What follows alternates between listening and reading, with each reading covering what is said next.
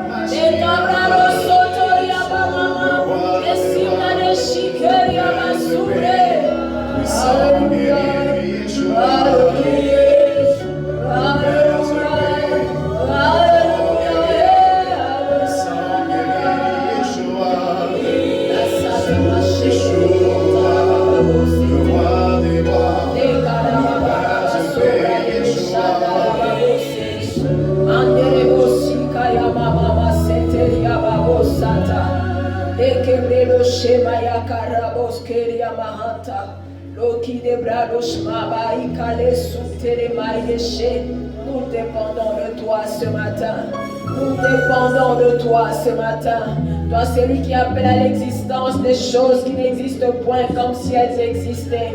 Nous dépendons de toi ce matin. Los Karamai de Sita, Lubre de Conta Maikirinache, Malosi Palakuna la Hati Bilifoide, Mawesaka Luta Mashaka Likotere Sata, Lekemele Conta Baishama Leko Torosiaba, Lekubra da Sata Riboshete Rikazute. L'abra de Kota Barika Sotoriabai. Tu es Seigneur dans ta maison. Tu es Seigneur dans ta maison. Tu es l'objet de mes louanges, l'objet de mon adoration. Christ ma passion, Christ mon ami. Jésus mon intime, Saint-Esprit mon partenaire, mon associé. L'obra da sete ribo shama, e canterebo subra de kaya masete. Loki devre de shama, reka sata ribo kuria da babosata. La kabai de we shama, loki tabro de sota. Ni canta rabosata, mayeta rebosata. La kamabro suta riba bosata, rebosata. Nous sommes environnés de ta gloire.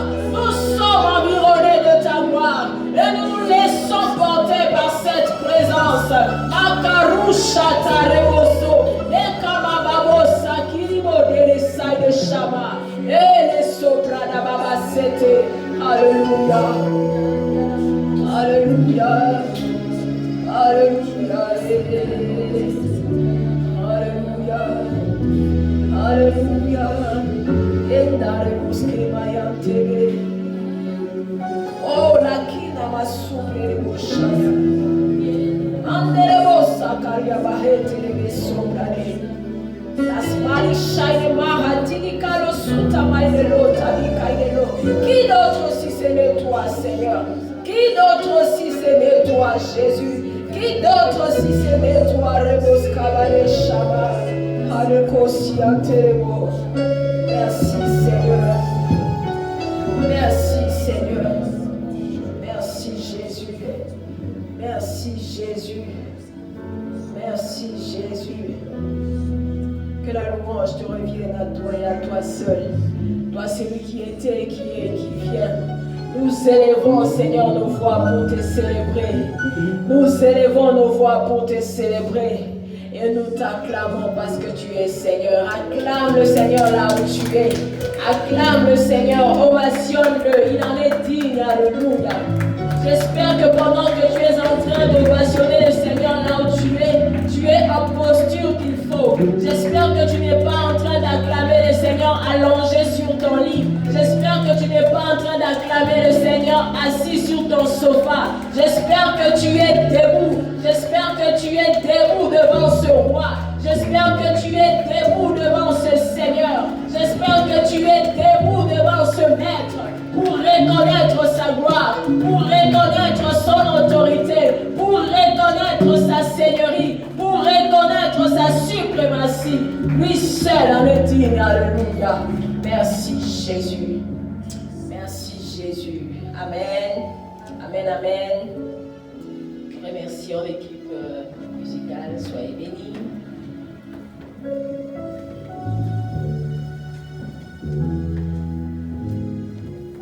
Merci Saint-Esprit.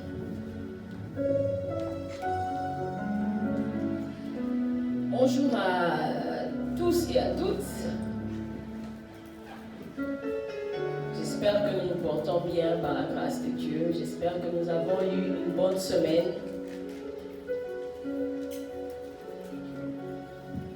J'espère que votre semaine a été agréable. Peu importe ce que vous avez vécu durant la semaine, peut-être que vous avez connu de hauts et des bas, peut-être que vous avez eu des challenges, des difficultés, des défis. Mais au-delà de tout ce que vous avez connu pendant la semaine, j'espère qu'elle a été agréable, simplement parce que le Seigneur a été votre partage. Amen. Je bénis le Seigneur pour vous qui nous suivez en ligne. tout le peuple de Dieu. Je bénis le Seigneur pour ses serviteurs et ses servantes dans cette maison, qui est le centre de guérison et de restauration. Je bénis également le Seigneur pour cette grâce et ce privilège qui me fait de pouvoir me tenir encore une fois devant son peuple. Bienvenue à ce culte que nous avons dit culte spécial famille. C'est un culte spécial famille parce que nous voulons à la fin, ne sois pas pressé. Ne sois pas pressé, nous voulons prendre un petit temps à la fin pour prier pour nos familles. Nous voulons intercéder en faveur de nos familles. J'espère que toi, celui qui me suit, tu es prêt, tu es disposé, tu es déjà à la brèche, prêt à élever ta voix en faveur de ta famille. Et avant de commencer, je voudrais que tu m'aides à faire quelque chose, toi, celui qui me suit en ligne. Je voudrais que tu envoies des cœurs de ma part à toutes les personnes qui sont connectées pour suivre ces cultes. Mets des cœurs en commentaire et dis, je t'envoie ces cœurs de la part de Maman Lydie. Comme elle ne peut pas le faire puisqu'elle est devant, elle me délègue cette responsabilité. Alors envoie des cœurs à tout le monde de ma part. Simplement pour vous dire que je vous aime et que vous êtes précieux pour Dieu et pour nous. Ce matin, je voudrais parler d'un sujet qui trouble beaucoup nos familles, un sujet qui divise nos familles, un sujet qui dévie des fois les membres de nos familles de leur destinée, un sujet qui place assez souvent nos familles sous l'emprise et sous le joug de l'ennemi, un sujet qui amène aussi assez souvent la mort dans nos familles. Je voudrais ce matin, très brièvement, j'espère que je serai brève, je voudrais ce matin parler de la pauvreté. Je voudrais parler de la pauvreté. Bien-aimé, la pauvreté n'est pas le signe de la sainteté. La pauvreté n'est pas le signe de la pureté. La pauvreté n'est pas symbole de la présence de Dieu. Je pense que nous avons été assez longtemps trompés lorsqu'on nous a fait croire que la pauvreté était signe de sainteté, de pureté. C'est comme si lorsqu'on était pauvre, on était plus proche de Dieu. La pauvreté est un fléau. La pauvreté est un fléau. La pauvreté est un vice qu'il faudrait mettre hors d'état de nuire de nos familles. C'est pourquoi ce matin, j'ai intitulé mon message « La pauvreté, un fléau à bannir de nos familles ». La pauvreté, un fléau à bannir de nos familles. Est-ce que tu peux le dire à ton voisin, à ta voisine qui suit le culte avec toi? Est-ce que tu peux le mettre en commentaire? La pauvreté est un fléau à bannir de nos familles. La Bible dit dans Jérémie 29:11, « Car je connais les projets que j'ai formés sur vous, dit l'Éternel, projets de paix et non de malheur. » Mais j'aime la suite. Le Seigneur a formé des projets sur nous, des projets de paix et non de malheur, avec un but. Pourquoi il le fait? C'est pour nous donner un avenir, c'est pour assurer notre avenir, c'est pour garantir notre avenir, et c'est pour que cet avenir soit rempli d'espérance. Lorsque Dieu nous fait venir dans le monde, lorsque Dieu fait venir chaque membre de ta famille dans le monde, Dieu se rassure à ce que à chaque vie, à chaque membre de ta famille soit associé ou bien soit affecté un ensemble de projets. Éphésiens le dit, Dieu a préparé en avance des œuvres pour nous, pour que nous puissions les pratiquer. Nous venons avec tout un projet, tout un programme, tout un plan que Dieu a formé sur nos vies, que Dieu a préparé en notre faveur, que Dieu a préparé pour nous. Pourquoi? Pour que lorsque nous arrivons dans le monde, que nous ne puissions pas vivre n'importe comment. Lorsque nous arrivons dans le monde, que nous puissions vivre, que nous puissions avoir une vie pleine d'avenir et plein d'espérance.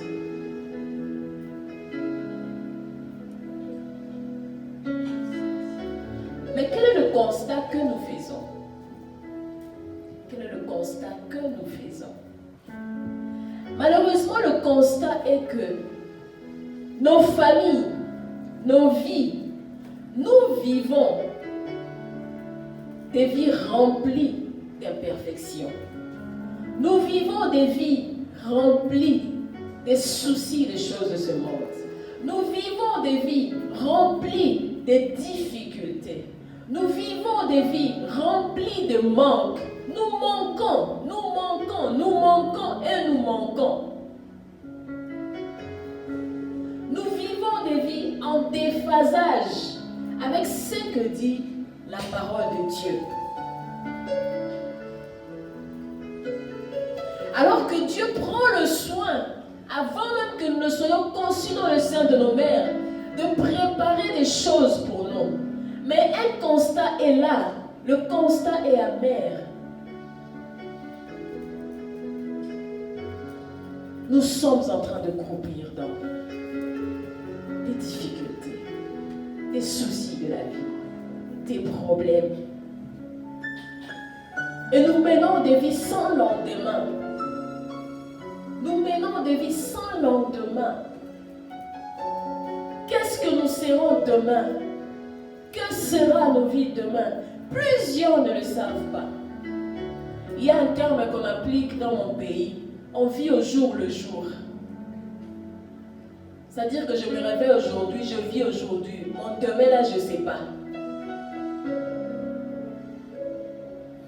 Alors que nous étions censés vivre de vie pleine d'avenir et d'espérance. Puisque c'est ce que dit la parole de Dieu.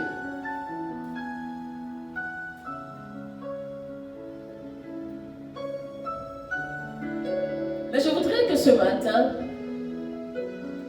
que tu dises à une personne, que tu dises à quelqu'un, que tu écrives en commentaire, la pauvreté sera bannie de ma famille. Bien-aimé, je veux que tu le dises. Dis-le à haute voix. Écris-le si tu veux. Proclame-le à ton voisin à gauche, à ta voisine à droite. La pauvreté aujourd'hui sera bannie de ma famille. Parce que ta famille n'est pas appelée à vivre dans la pauvreté, bien-aimé. J'espère que je m'adresse à quelqu'un.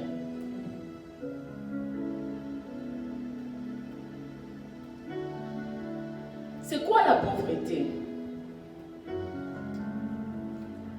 D'emblée, on dit que la pauvreté est un état d'esprit. C'est ce que l'on dit. On dit que la pauvreté, c'est une question de mentalité. Je ne veux pas contredire cela. Je ne vais pas contredire le fait que la pauvreté, c'est un état d'esprit. Je ne vais pas contredire le fait que la pauvreté, c'est une mentalité. Mais je voudrais aujourd'hui te rajouter quelque chose. Je voudrais te faire comprendre que la pauvreté est le fait de vivre constamment dans le manque. C'est le fait de vivre constamment dans le manque. C'est le fait de vivre constamment dans l'insuffisance. C'est le fait de vivre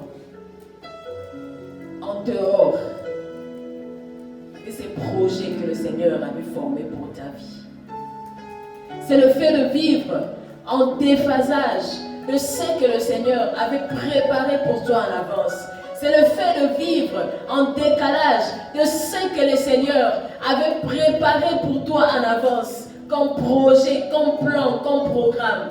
Parce que lorsqu'on vit en décalage, en déphasage de ce que le Seigneur avait préparé pour nous en avance, on est dans la pauvreté, on est dans les manques.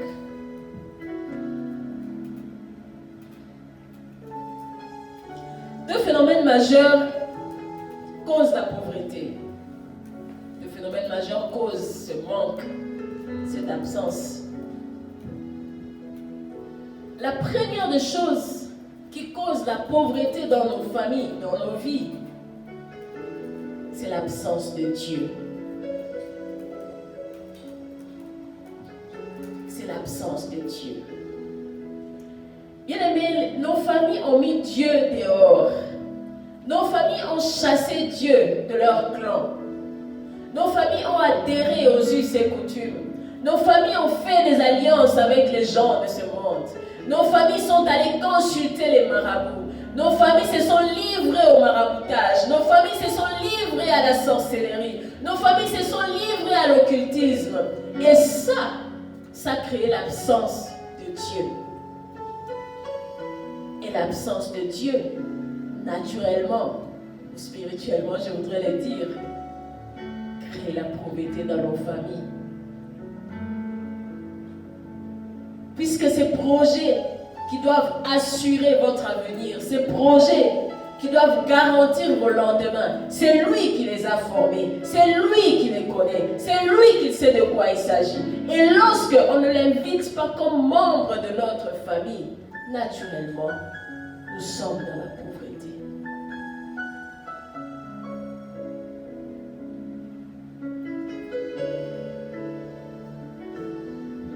Je voudrais que tu me comprennes ce matin.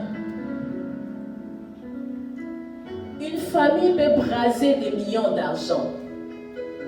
Mais si cette famille n'a pas Dieu, cette famille est pauvre. Parce que c'est Dieu qui constitue la richesse. Voyez-vous, plusieurs ont des millions.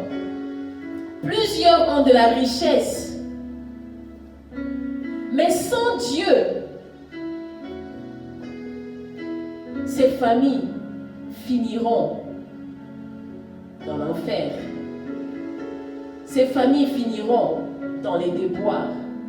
Lorsque vous étudiez l'histoire des grandes familles de ce monde, vous verrez qu'au-delà de la richesse, il y en a qui se suicident.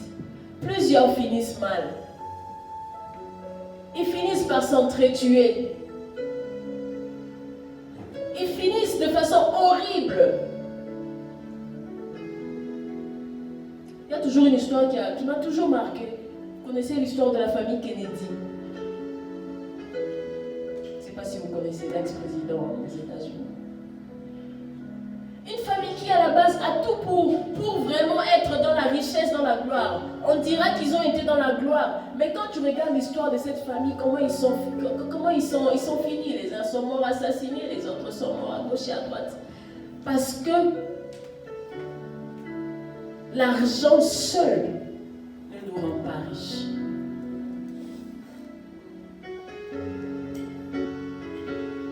L'absence de Dieu dans nos familles rend nos familles pauvres.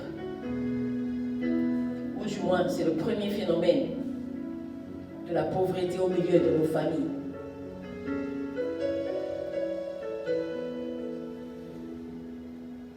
Le deuxième phénomène, c'est l'absence de la productivité. J'aime ça. En tout cas, si tu n'aimes pas ce que je raconte, moi-même j'aime ce que je raconte. L'absence de la productivité dans une famille rend la famille pauvre. En somme, je suis en train de vous communiquer deux clés essentielles pour sortir votre famille de la pauvreté. Vous avez besoin de Dieu. Vous avez besoin d'être productif et être rentable.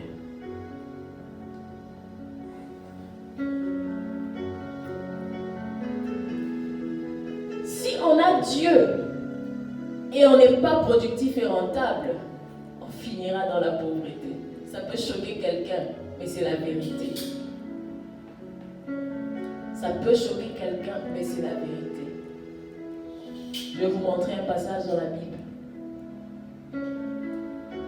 Tu as besoin de Dieu. Parce que la présence de Dieu crée un environnement de richesse. Mais tu as aussi besoin d'être productif et rentable afin de rendre effectif, réel, la richesse dans ta vie.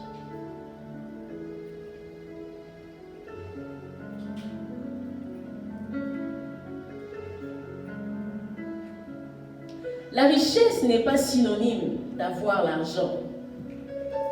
Note cela. La richesse n'est pas synonyme d'avoir l'argent.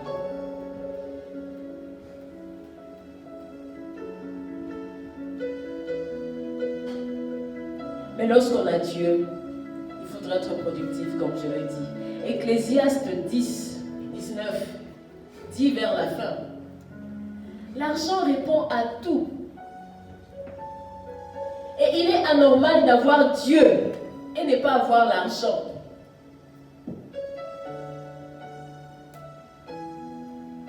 Plusieurs ont Dieu, mais n'ont pas su comment activer dans leur vie la richesse qu'offre Dieu.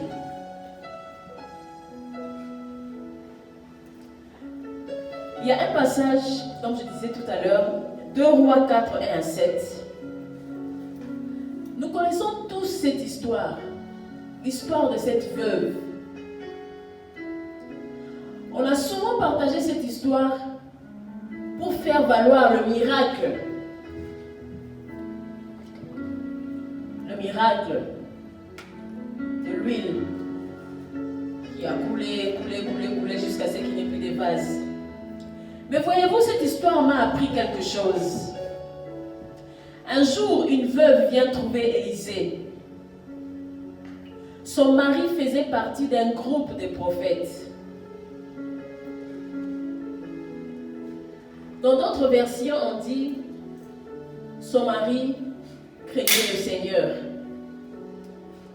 On dit son mari servait Dieu. Je vais interpréter. C'était une famille chrétienne, n'est-ce pas? Si on interprète. C'était une famille chrétienne. Cette famille avait Dieu. Mais que dit cette femme? Mon mari est mort, tu le sais. Il respectait le Seigneur. Or, l'homme à qui nous avons emprunté de l'argent est venu me demander mes 2 enfants. Il veut en faire ses esclaves. Oh God. Oh God. C'était une famille chrétienne. C'était une famille chrétienne. C'était une famille qui avait Dieu.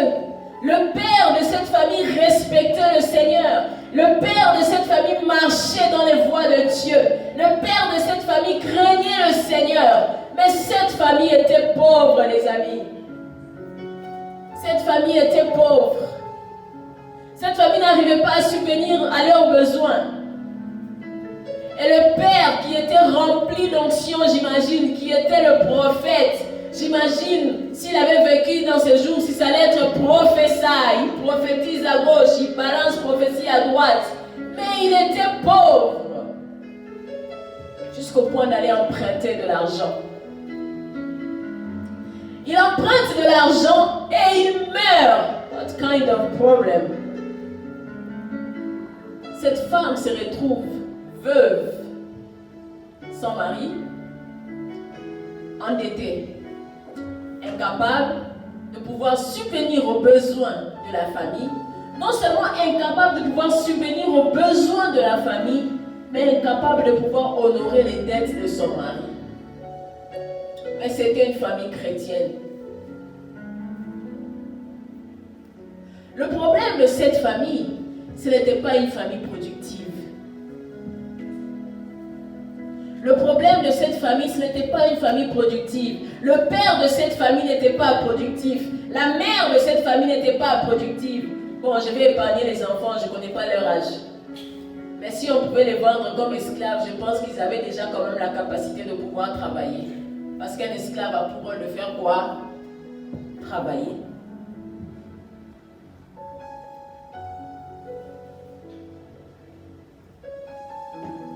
Et cette famille était pauvre, malgré qu'ils avaient la présence de Dieu, malgré qu'ils étaient chrétiens.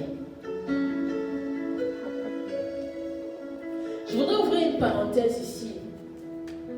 Voyez-vous, beaucoup des soucis que l'on vit dans nos familles, on vit certaines difficultés dans nos familles à cause de nos pères, à cause de nos aînés, à cause de nos ancêtres. Ils sont entrés dans des alliances, ils ont signé des contrats à gauche et à droite, ils se sont engagés dans des choses et les retombées sont sur nous. Et les retombées sont sur nous. Père de famille, que fais-tu en faveur de ta famille? Futur père, comment prépares-tu l'avenir de ta famille? Si je pose la question, qui veut se marier? Aidez-moi. Qui veut se marier? Écrivez en commentaire. Que la personne qui veut se marier se prononce en commentaire. C'est sûr qu'en ce moment-là, c'est chaud. Tout le monde veut se marier. Mais qui sait à quoi il veut engager sa famille? Qui sait à quoi il veut engager sa famille? Si je dis aujourd'hui, j'ai 30 000 dirhams à la première personne qui accepte de se marier dans 2 semaines, c'est sûr que j'aurai des candidats. C'est sûr que j'aurai des candidats. Mais qui sait à quoi il voudrait engager sa famille? Et je me suis permise d'extrapoler. Qu'est-ce qui a tué ce père de famille dans 2 rois? On ne sait pas savoir parce que ça n'a pas été précisé. Mais moi j'ai tout imaginé. Accablé par les soucis du monde. Qui sait si c'est une hypertension qui l'a emporté? Accablé par les problèmes. Qui sait si c'est un arrêt cardiaque qui l'a pris?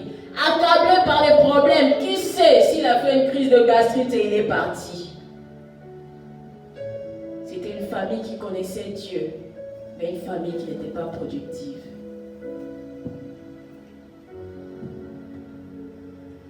Je veux que tu lèves ta main droite où tu es. Je veux que tu lèves ta main droite où tu es. Que tu dises, ma famille ne finira pas dans la misère de l'enfer. Ma famille ne finira pas accablée par les soucis et les difficultés du monde. Ma famille ne finira pas dans la pauvreté. Déclare-le. Déclare-le. L'onction de Dieu est là pour mettre en action ce que tu déclares. Que ta famille ne finisse pas en enfer parce que ta famille aurait mis Dieu dehors. Que ta famille ne finisse pas accablée par les soucis du monde. Que ta famille ne finisse pas remplie de dettes. Que ta famille ne finisse pas dans la pauvreté. Au nom de Jésus-Christ. Pourquoi est-ce qu'il nous faut Dieu dans nos familles? Pourquoi est-ce qu'il nous faut être productifs dans nos familles? Voyez-vous, Jean 10:10 dit, le voleur vient seulement pour voler, pour tuer et détruire. Moi, je suis venu pour que les gens aient la vie et pour que cette vie soit abondante. L'absence de Dieu dans nos familles équivaut à la présence du diable. L'absence de Dieu dans nos familles équivaut à la présence du voleur. Soyez rassurés, si nos familles n'appartiennent pas à Dieu, c'est que nos familles appartiennent aux voleurs. Et quel est l'apanage du voleur? Le voleur lui vient pour faire quoi? Pour voler, pour tuer et pour détruire. Et vous vous étonnez que vous êtes pauvres. Plusieurs familles vivent dans l'apparence, alors que ce sont des familles qui ont déjà été détruites. Alors que ce sont des familles dans lesquelles la vie a été volée. Alors que ce sont des familles qui n'existent plus en réalité.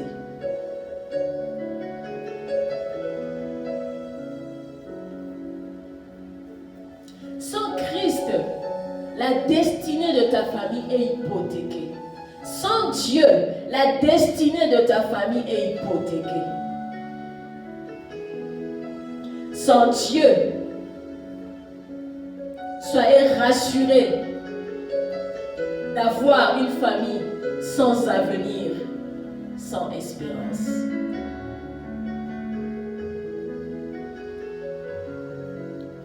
Lorsque Dieu est membre de ta famille, j'ai aimé ce que le Seigneur m'a dit.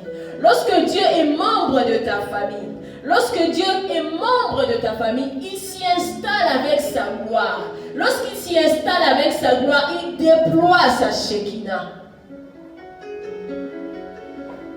Lorsque Dieu est membre d'une famille, son règne est sans précédent dans cette famille.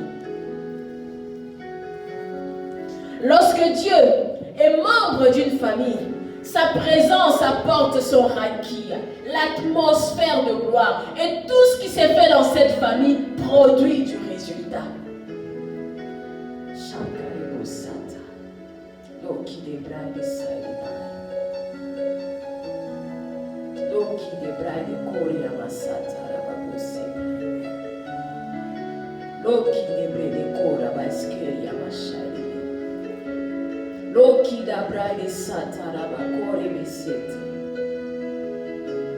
Le jour où l'arche de Dieu est entrée dans la famille d'Obed-Édom, la Bible dit, et le Seigneur bénit la famille d'Obed-Édom et tous ses biens. Le jour où l'arche est entrée dans la famille d'Obed-Édom, cette famille a été bénie. Parce que là où Dieu est, la bénédiction se répand. Là où Dieu est, sa gloire est manifeste. Là où Dieu est, son règne est puissant.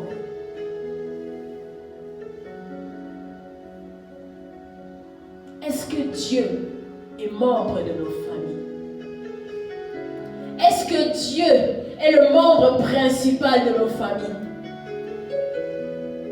Est-ce que Dieu est le membre principal de nos familles? Sur quoi reposent nos familles? Sur qui reposent nos familles? Bien-aimé, je viens t'annoncer que Dieu est la personne principale, importante, le membre le plus important qu'il faudrait inviter dans ta famille. Ce n'est pas cet oncle qui a de l'argent, ce n'est pas cet oncle qui est ministre, ce n'est pas cet oncle qui est sénateur, ce n'est pas cet oncle qui est PDG.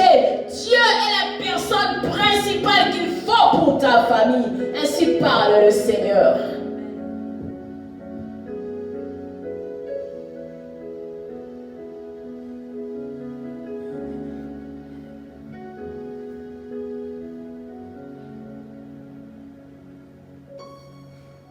Posez la question à Aaron.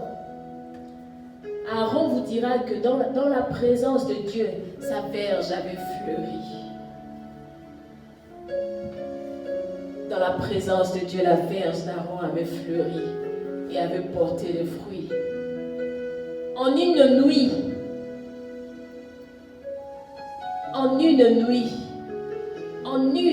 les amis, en une nuit, la verge d'Aaron dans la présence de Dieu a porté du fruit. Elle a fleuri. Waouh!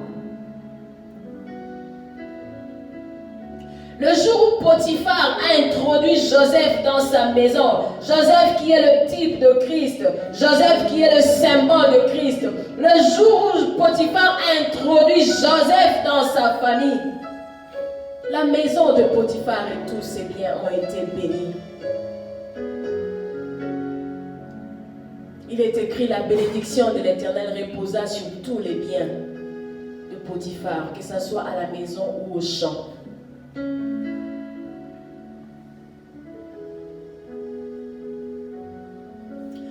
Lorsque Dieu devient membre d'une famille, tout ce que fait cette famille lui réussit. Tout ce que fait cette famille lui réussit, ainsi parle le Seigneur. Lorsque Dieu est membre d'une famille, cette famille est comme un arbre planté près d'un courant d'eau. Cette famille donne de bons résultats au moment qu'il faut, car tout ce qu'il fait lui réussit.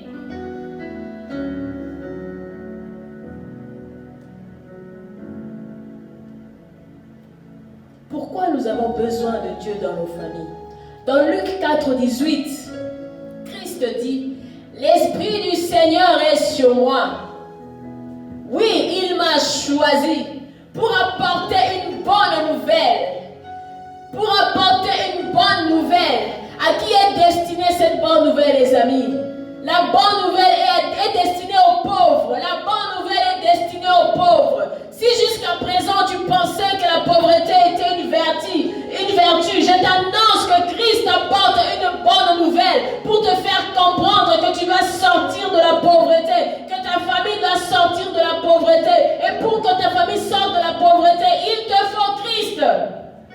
Il a été mandaté par Dieu. C'est la première mission pour laquelle il a été mandaté. Annoncer une bonne nouvelle aux pauvres. Annoncer une bonne nouvelle aux pauvres. Annoncer une bonne nouvelle aux pauvres. Ce matin, j'ai une bonne nouvelle pour les familles qui sont représentées ici. Ce matin, j'ai une bonne nouvelle pour les familles qui sont en ligne. Christ est venu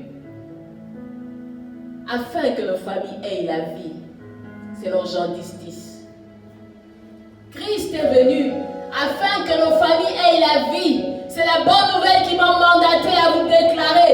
Il est venu afin que nos familles aient la vie. Pas n'importe quel type de vie. La vie en abondance. La vie Zoé. Je ne parle pas de la vie Bios. Je ne parle pas de la vie Psuché. Je te parle de la vie Zoé. La vie qui apporte la vie dans ce que vous êtes. La vie qui apporte la vie dans ce que vos familles sont. La vie qui met vos familles au large. La vie qui vous octroie la rosée du ciel, la graisse de la terre. La vie qui vous sort du manque, la vie qui vous sort de l'insuffisance, la vie qui vous sort du juste. La vie qui vous permet de vivre conformément à la volonté de Dieu, au plan de Dieu, au programme de Dieu pour vos familles. La vie qui vient mettre fin au joug du diable. La vie qui vient sortir vos familles de la malédiction.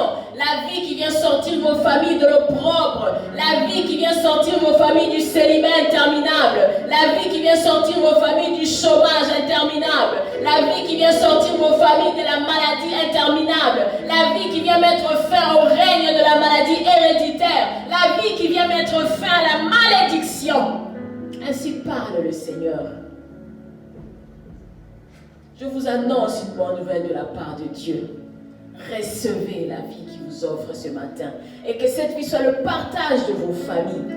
Au nom de Jésus-Christ. Vous avez besoin de Christ dans vos familles. Parce que Christ apporte le salut.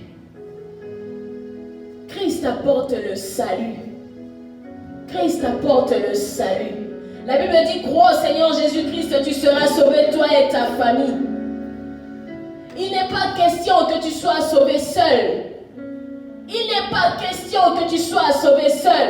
Combien de membres de ta famille sont sauvés? Oh les amis.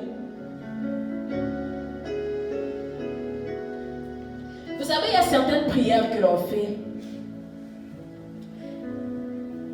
Tu apprends qu'un membre de ta famille est sorcier. Le feu sur toi, le feu sur toi, le feu sur toi. Si toute ta famille est sorcière, tu vas envoyer le feu sur toute ta famille. Tu vas vivre seul.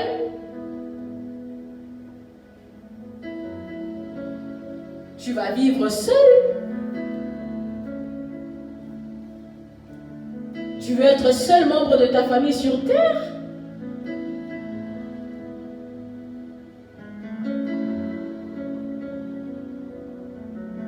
C'est vrai que face à certaines situations, nous sommes appelés des fois à mener certains combats qui mènent certaines personnes à la mort.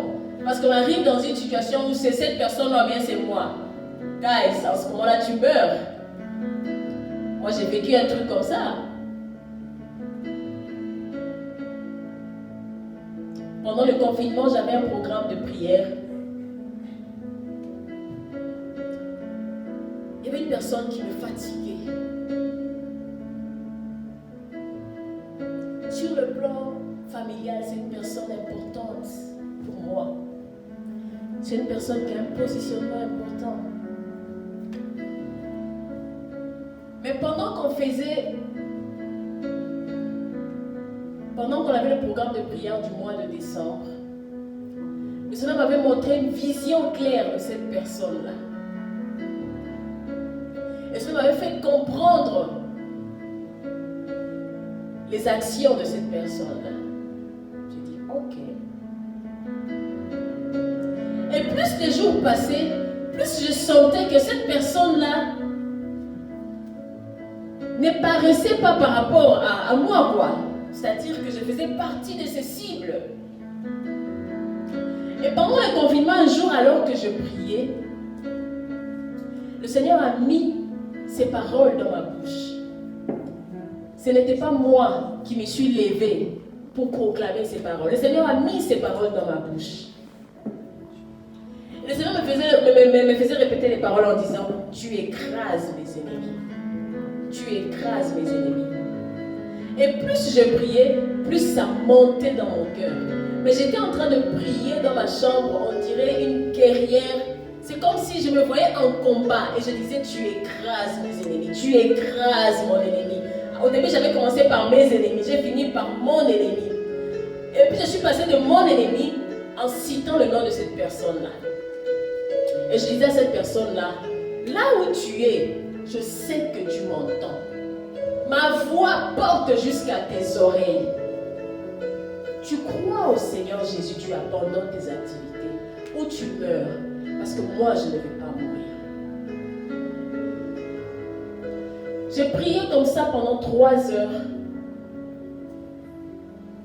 Je vous explique ça pour faire comprendre que là, ce n'est pas moi qui m'étais levé pour dire j'envoie le feu, j'envoie le feu, c'est le Seigneur qui m'avait mis dans cette disposition-là. Parce qu'il était question de vie ou de mort. J'ai prié comme ça, je pense, de 21h à 1h du matin. Et le lendemain matin, j'étais en train de prier, je n'avais pas encore eu accès à mon téléphone. À 13h, je prends mon téléphone, le premier message que je vois, nous t'annonçons la mort de telle personne. Je vous parle des choses authentiques. Mais pourquoi c'était arrivé? Parce que cette personne-là avait fait le choix. La personne n'a pas voulu abandonner. Pendant plusieurs années, l'évangile a été apporté à cette personne-là. Mais la personne n'a pas voulu croire. Mais toi, dès qu'on te dit que oh, la personne, oh, le feu, le feu, le feu, le feu, alors qu'on dit crois au Seigneur Jésus-Christ, tu seras sauvé, toi et qui? J'espère que tu tapes en commentaire, tu seras sauvé, toi et ta famille.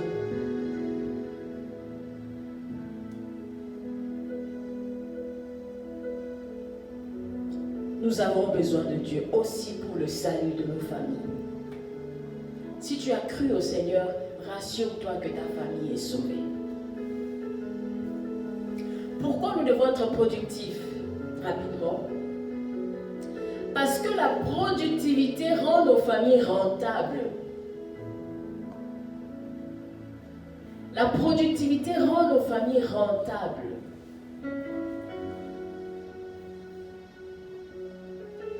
Vous trouvez toute une famille, personne ne travaille.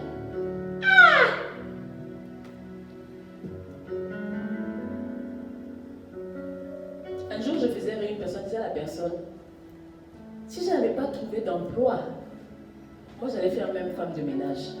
Pas parce que je méprise ça, mais pour dire que, au moins là-bas, je n'ai pas besoin d'écrire un j'ai l'honneur quelque part. Je n'ai pas besoin de quelqu'un qui va étudier mon CV pour me dire je t'embauche, mais je ne t'embauche pas. Est-ce que je mens? Je ne mens pas. Je disais que si je n'ai pas trouvé du travail, moi j'allais même faire femme de ménage. Au moins là-bas, personne ne va me dire que nous avons étudié ton CV puis nous allons te rappeler après un. Là-bas, au moins, je suis sûre que je vais travailler. Juste une façon de dire que il est inconcevable de s'asseoir et de ne pas avoir d'activité. Il est inconcevable. Waouh, vous sortez d'où? Même Dieu, créateur du ciel et de la terre, travaille. Le travail est institué par Dieu. Nos familles sont paresseuses. On a notre grand frère en Europe qui va nous envoyer Western chaque fin du mois. On a notre yaya qui va nous envoyer valise d'habits. Quand les fêtes arrivent là, je dois me rassurer que mon téléphone doit être au point. Parce que je vais recevoir le code, parce que je vais recevoir les valises, parce que je vais recevoir les ways pour lesquels je vais faire mon malin dans le quartier. Ça, c'est la malédiction. C'est la malédiction. Nous avons des fois des problèmes dans nos familles. Pourquoi? La famille est composée de 1852 personnes. Il n'y a que 2 personnes et demie qui travaillent. Oh!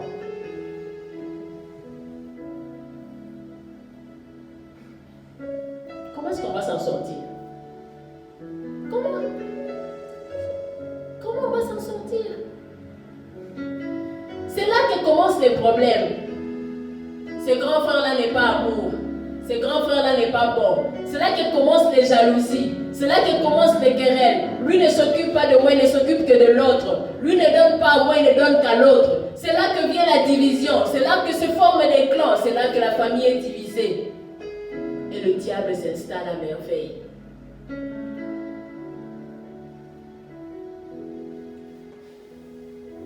Parce qu'on n'est pas productif. On n'est pas rentable. On ne veut pas travailler.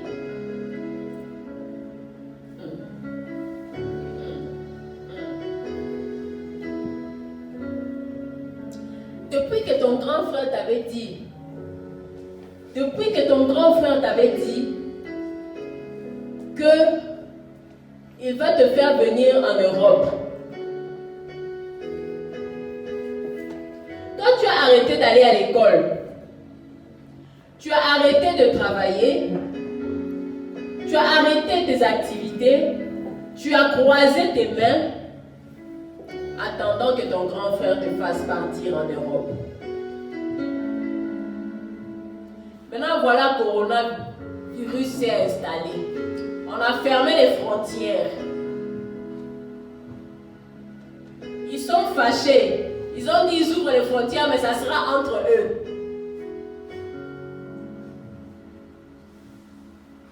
Toi, maintenant, tu fais comment?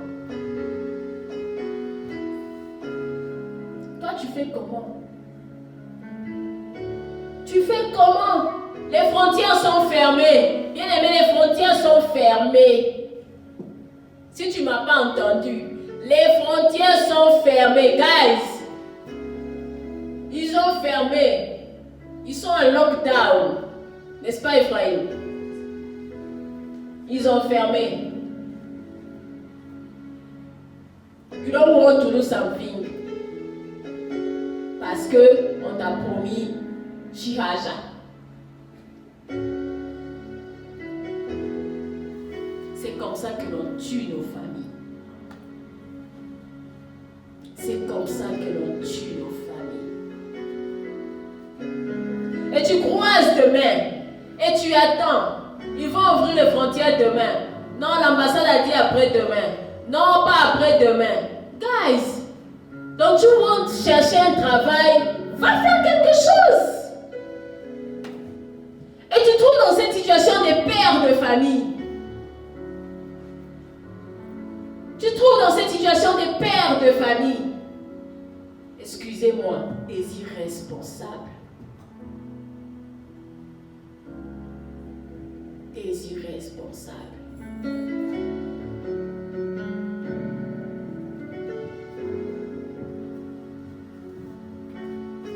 Proverbe 21-25 dit ceci. Les désirs du paresseux le tuent. Le désir du paresseux le tue. Parce que ses mains refusent de travailler. Proverbe 21-25. Ouvre ta Bible et tu verras. Les désirs du paresseux le tuent. parce que ses mains refusent de travailler.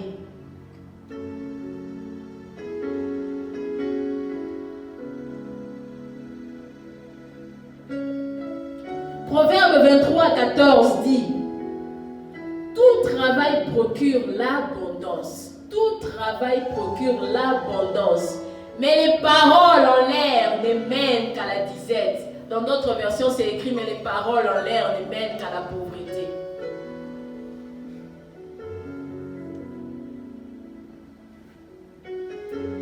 Je ne suis pas en train de te demander de devenir directeur d'une entreprise. Je ne suis pas en train de demander de devenir ministre. Je suis en train de te demander de devenir productif, d'avoir une activité qui te génère des revenus, d'avoir une activité qui te permet de prendre soin de toi, mais pas seulement de toi. Parce que si tu ne prends soin que de toi, tu es dans la pauvreté. Tu dois être capable de prendre soin de toi et de prendre soin des autres. C'est ce que je suis en train de te dire.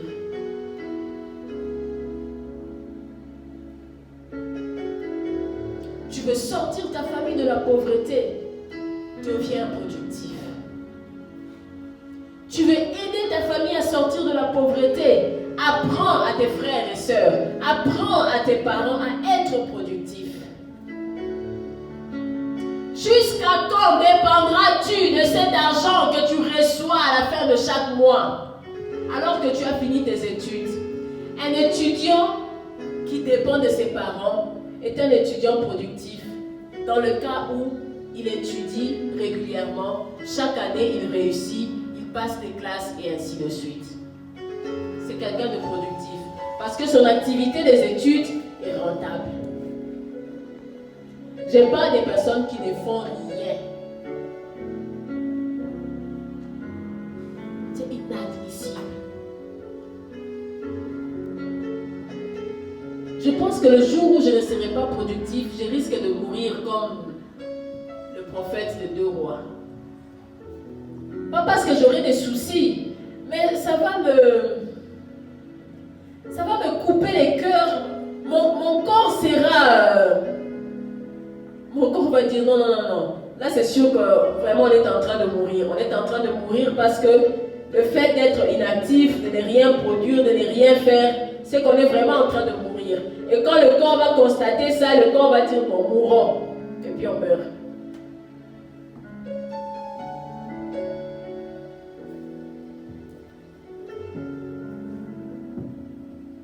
Une famille non rentable aux yeux de Dieu est une famille inutile. C'est une famille qui ressemble au figuier qui était incapable de donner du fruit à Christ. Qu'est-ce qu'on fait d'un arbre qui ne porte pas du fruit? On le coupe. Plusieurs familles que vous voyez sont des familles qui ont déjà été coupées, qui existent simplement en apparence. Parce que devant le Seigneur, ce sont des familles qui ne produisent rien.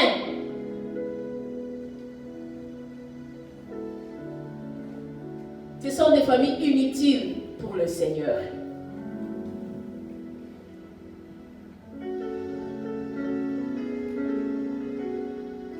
Ta famille doit être productive parce que Dieu est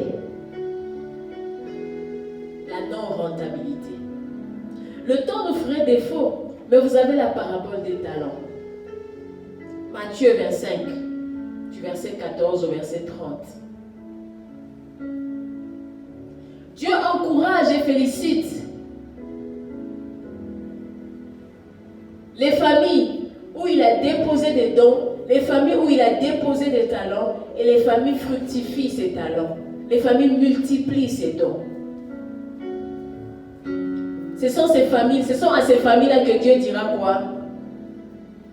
Bon et loyale famille, entrez dans la gloire de votre maître. Mais les familles non productives, à qui on a donné puis qui n'ont rien foutu, excusez-moi, qu'est-ce que le Seigneur fera? Même ce peu-là qui était à votre disposition, on va le retirer. Et vous êtes étonnés, votre famille ne progresse pas, votre famille n'avance pas. Parce que même le peu qui vous avait été donné, parce que rappelez-vous, en venant dans le monde, chaque membre de nos familles arrive avec des projets, des plans, des œuvres que le Seigneur avait préparées en avance. Et le Seigneur attend à ce que ces œuvres qu'il avait préparées en avance, que nous puissions les pratiquer. Si on ne pratique pas, si on ne rentabilise pas, si on ne fructifie pas, le Seigneur vient ôter même le peu qu'il avait mis dans nos familles. Et nos familles paraissent comme des familles desséchées.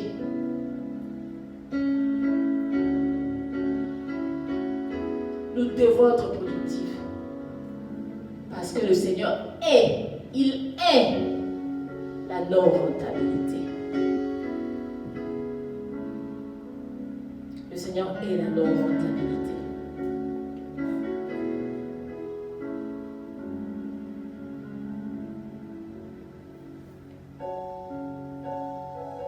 Pour finir, je voudrais revenir à cette famille qui m'a beaucoup marqué, de 2 rois.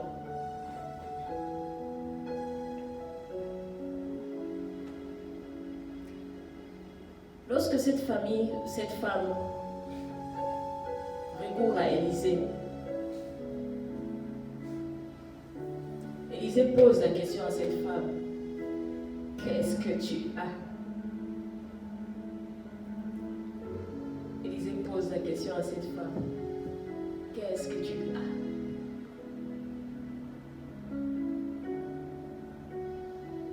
Pour que le Seigneur agisse dans ta famille, pour que le Seigneur sorte ta famille de la pauvreté, il viendra te poser la question: qu'est-ce que ta famille a? Le Seigneur multiplie toujours à partir de quelque chose. Le Seigneur ne multiplie jamais à partir de rien. Jamais. Jamais.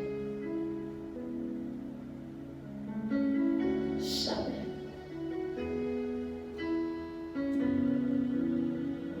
S'il y a eu la pêche miraculeuse, c'est parce que dans cette eau-là, il y avait quelques poissons. Si la foule avait été nourrie, c'est parce qu'un jeune enfant avait 5 pains, c'est ça, et 2 poissons. Le Seigneur multiplie toujours à partir de quelque chose. Tu as la responsabilité. Tu as la responsabilité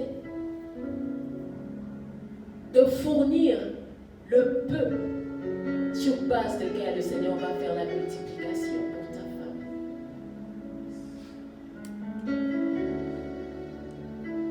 Si tout le monde dans ta famille n'a rien,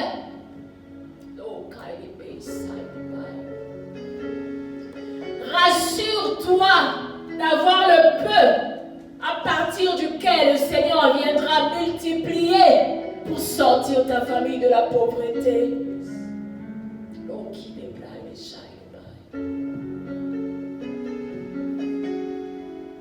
C'est ta responsabilité, toi qui m'écoutes ce matin. C'est ta responsabilité. Si tu veux que ta famille sorte de la pauvreté.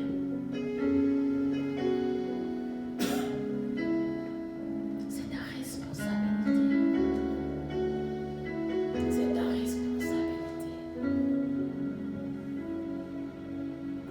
Et j'ai aimé le peu que cette femme avait. Oh, j'ai aimé le peu que cette femme avait. Cette femme avait l'huile. Elle avait l'huile. Le Seigneur m'a dit, cette femme avait l'huile. L'huile est le symbole du Saint-Esprit, Lord Jesus. Cette femme a connu le miracle ce jour-là parce que l'Esprit de Dieu a coulé, s'est répandu dans sa famille. Ce jour-là, cette femme-là a connu le miracle parce que l'Esprit de Dieu était en action, en activité. L'huile a coulé et s'est répandue. Et a produit le miracle pour cette femme. Pour sa famille. Pour ses enfants. Ce jour-là, les enfants de cette famille ont été épargnés. l'esclavagisme. Plusieurs enfants dans nos familles ont été vendus au diable. Plusieurs enfants dans nos familles sont soumis à l'autorité du diable. Le diable les a pris et travaille avec eux, les fait travailler à son compte parce que nous avons été incapables de fournir le pain qu'il fallait pour que le Seigneur sorte nos familles de la pauvreté. Nous avons des sœurs qui ont fini dans l'adultère. Nous avons des frères qui ont fini voyous, voleurs, bandits. Nous avons des mères qui ont fini dans la prostitution, dans l'illégalité. Nous avons des pères qui ont fini ivrognes. Nous avons des membres de famille qui ont fini dans la magouille, dans des choses qui ne sont pas réglo, parce que nous avons manqué le pain à partir duquel le Seigneur pouvait multiplier pour sortir nos familles de la pauvreté. C'est ta responsabilité ce matin. C'est ta responsabilité ce matin. Ainsi parle le Seigneur. C'est ta responsabilité ce matin. Cher papa, cher futur papa, vous avez la responsabilité. C'est votre devoir. C'est votre devoir.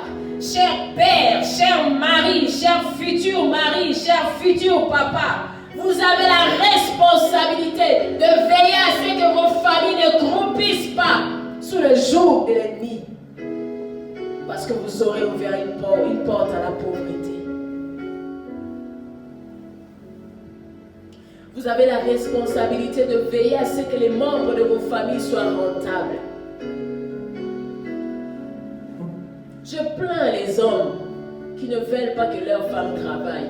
Je plains les hommes qui ne veulent pas que leur femme ait une activité génératrice de revenus. Je plains ces hommes.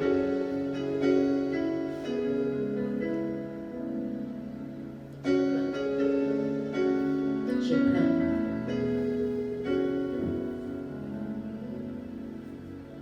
Je voudrais que l'on prie.